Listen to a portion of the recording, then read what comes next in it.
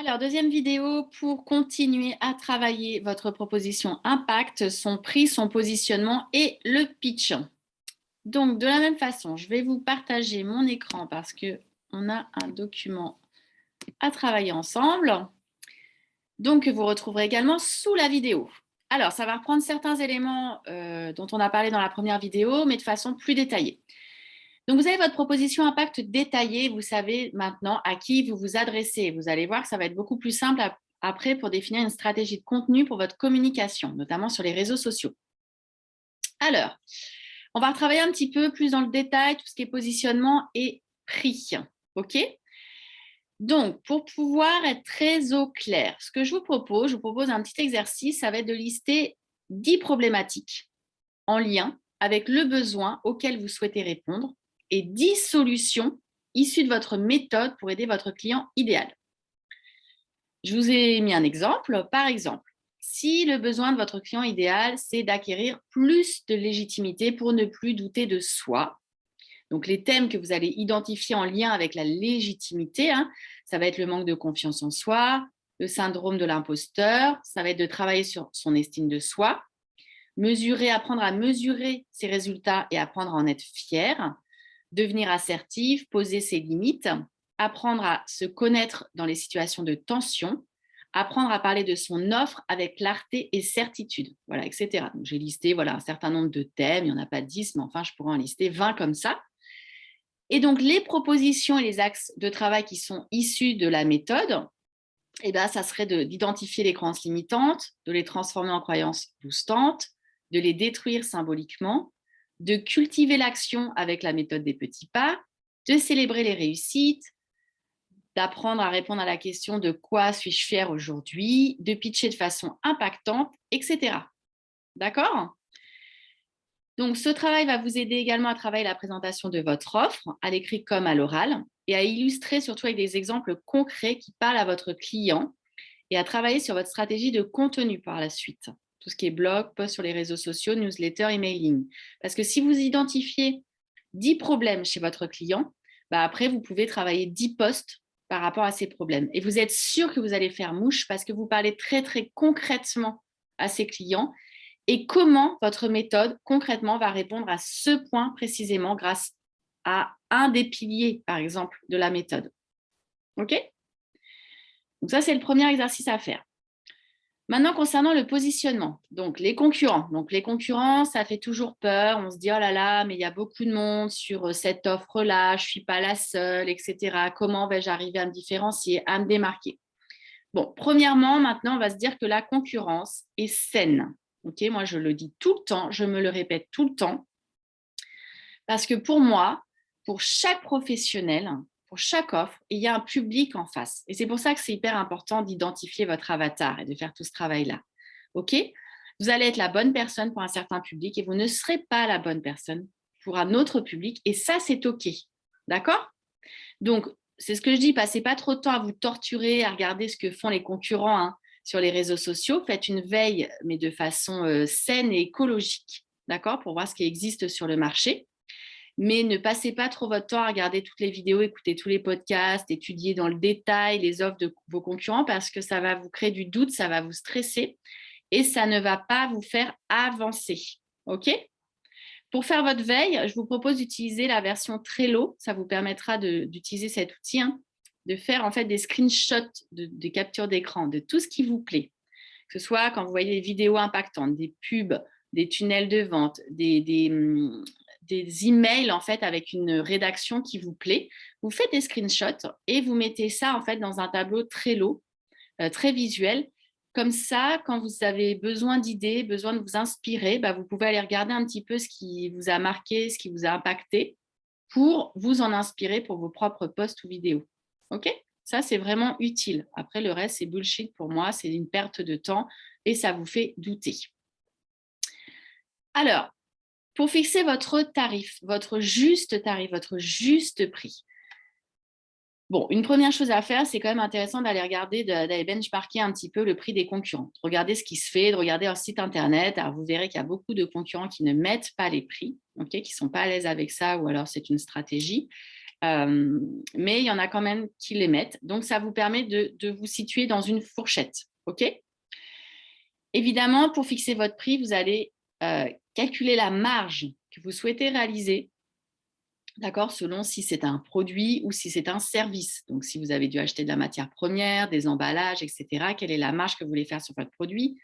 Si c'est votre service, est-ce que vous avez dû investir dans un prestataire, je ne sais pas, un vidéaste pour tourner vos vidéos? Est-ce que vous avez dû acheter des modules pour compléter une offre de formation ou la matière première, c'est vous. Donc, du coup, vous avez une marge à quasi 100%. Vous allez également prendre en compte le nombre de produits ou de services qu'il vous faut vendre pour arriver à votre prévisionnel de chiffre d'affaires et de rémunération. D'accord? Donc, par exemple, je prends un exemple en coaching, je veux arriver à tel chiffre d'affaires par mois ou telle rémunération. Combien de séances de coaching je dois faire par semaine, par exemple, par mois, déduction faite de mes charges pour arriver à cette rémunération. OK?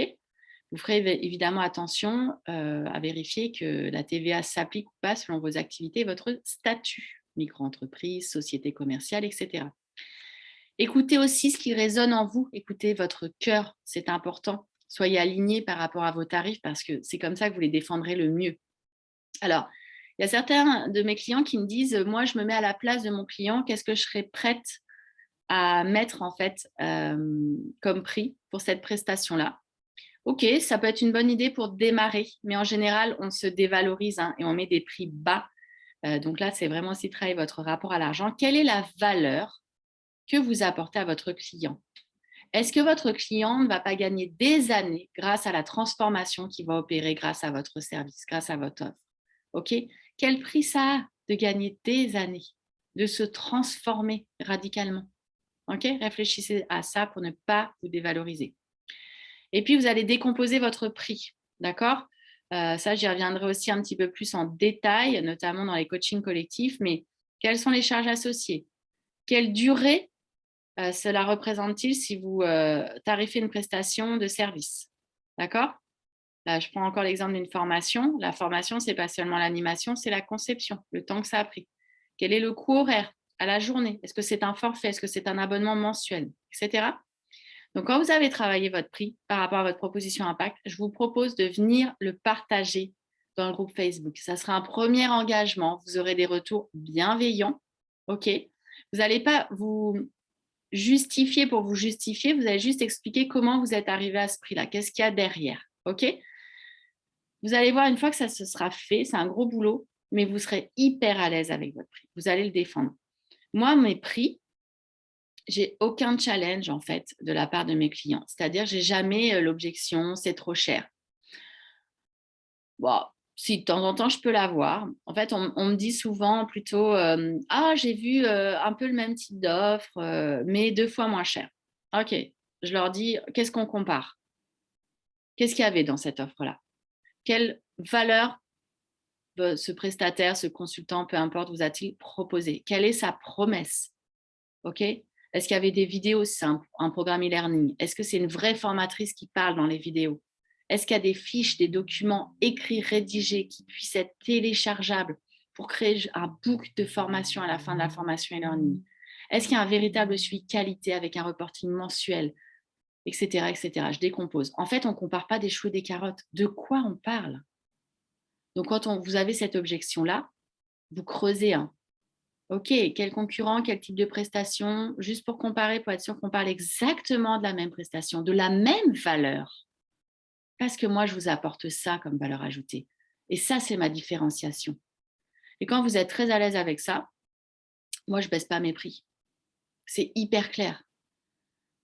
Et du coup, comme je suis complètement alignée et que je sais parfaitement défendre ma proposition de valeur, j'ai très, très peu d'objections. C'est hyper rare. OK?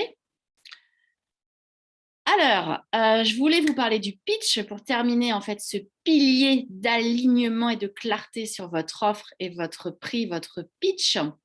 Donc le pitch, c'est quoi? C'est votre discours, votre accroche impactante qui va vous aider à présenter votre offre lors de vos entretiens commerciaux, que ce soit par téléphone, en présentiel, en visio. D'accord? Donc ça, c'est une étape qui est hyper importante, ce qu'on appelle le closing, pour réussir à convaincre votre client idéal que vous êtes la meilleure personne pour l'aider.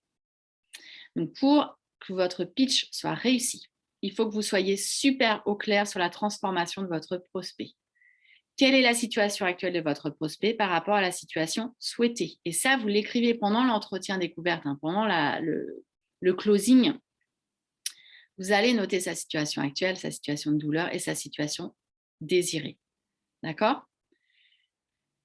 Ensuite, vous allez énumérer toutes les étapes. Donc, vous pensez à tous les clients avec lesquels vous avez travaillé dans le passé ou peut-être à votre propre transformation. Je vous en ai parlé dans la vidéo précédente. Quelles sont les étapes que vous avez dû franchir pour passer de la situation actuelle à la situation souhaitée? Si vous l'avez vécu, c'est encore plus simple parce que vous serez complètement aligné. Votre énergie, elle sera tellement authentique parce que vous l'avez vécu que ça sera hyper simple de convaincre votre prospect. Donc là, vous énumérez toutes les étapes dans l'ordre chronologique et je vais vous demander de le faire. OK? Puis, vous allez recentrer pour préciser les étapes les plus essentielles. Pour ça, vous allez répondre aux questions suivantes pour vous aider à mieux comprendre vos étapes de transformation. Est-ce qu'il y a des étapes qui permettront à vos clients d'avoir des résultats à court terme? OK, les clients, ils ont besoin de se projeter à court terme. Si vous êtes trop à long terme, ils n'arrivent pas à visualiser, ils n'arrivent pas à se projeter.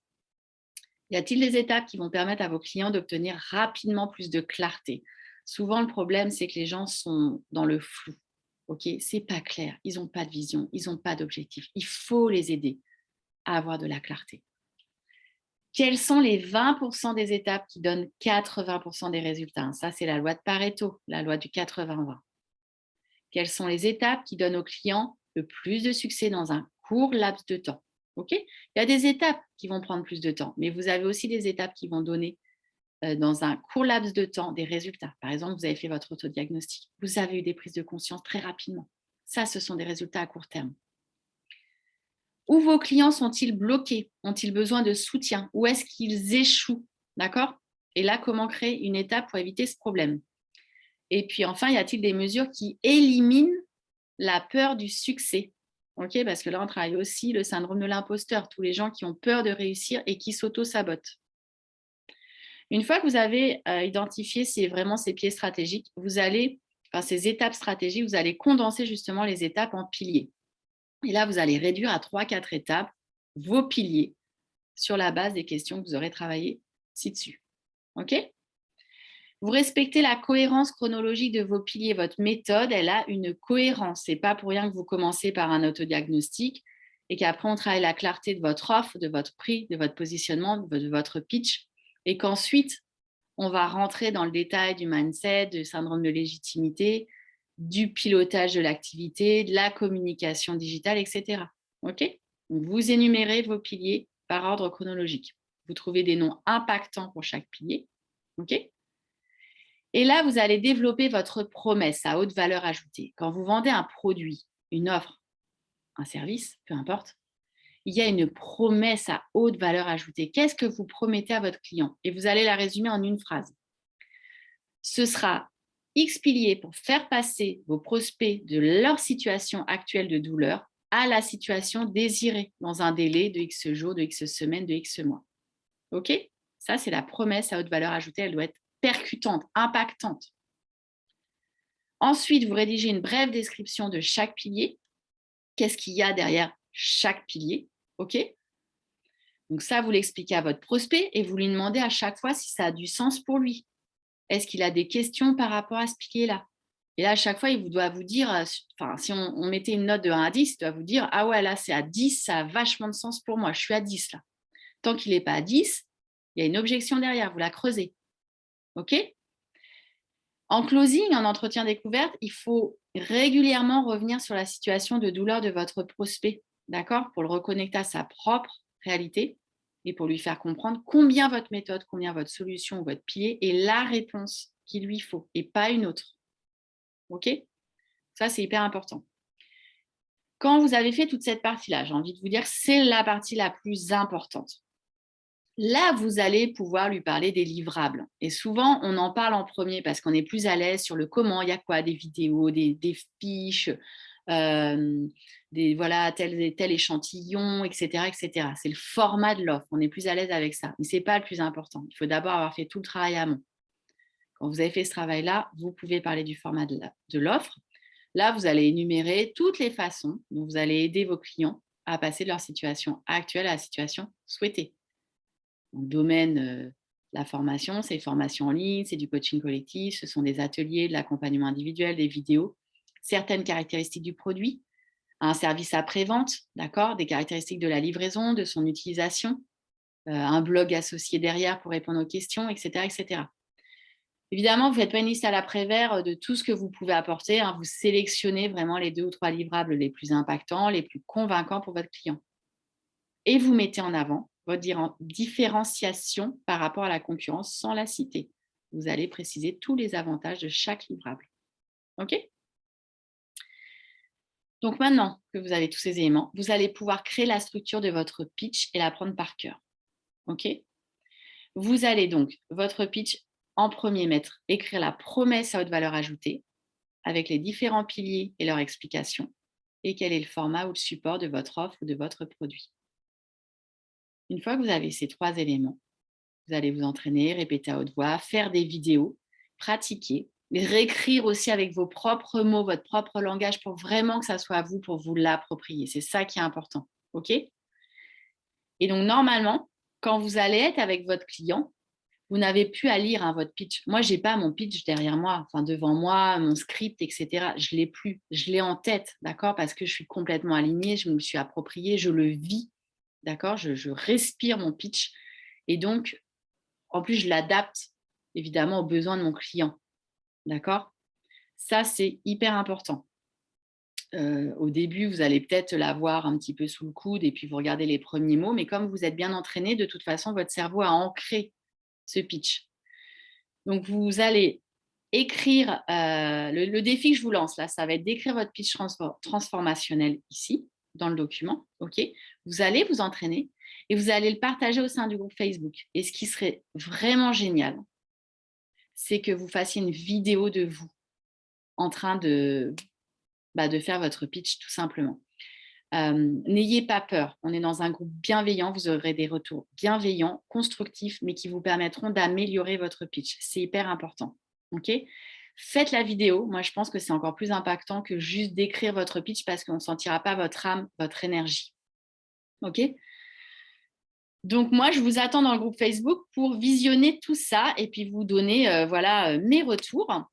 Donc, voilà ce que je voulais vous partager en fait dans ce pilier qui est très complet, qui est très consistant. Donc, on va en reparler. J'aimerais bien que vraiment chacune d'entre vous ait fait une vidéo de son pitch, qu'on comprenne l'offre, qu'on comprenne à qui s'adresse l'offre, qu'on comprenne la promesse à haute valeur ajoutée, la promesse de transformation et puis qui est effectivement ce pitch-là pour nous convaincre. C'est le moment ou jamais de vous entraîner. Et puis aussi, faites vos retours sur les closings, sur vos entretiens découvertes commerciaux. Voilà, qu'est-ce qui a fonctionné? Quelles ont été vos difficultés? Là où ça pêche, les objections que vous n'avez pas traitées, parce que ça, on pourra en parler aussi en séance de codev, en séance de coaching collectif. Donc voilà, n'hésitez pas à apporter de la matière par rapport à là où vous n'étiez pas à l'aise. Voilà, j'espère que ce pilier, ce module vous a plu et vous a apporté beaucoup de clarté. Et puis, moi, je vous donne rendez-vous pour la suite pour votre prochain pilier. À très bientôt et très belle journée à vous.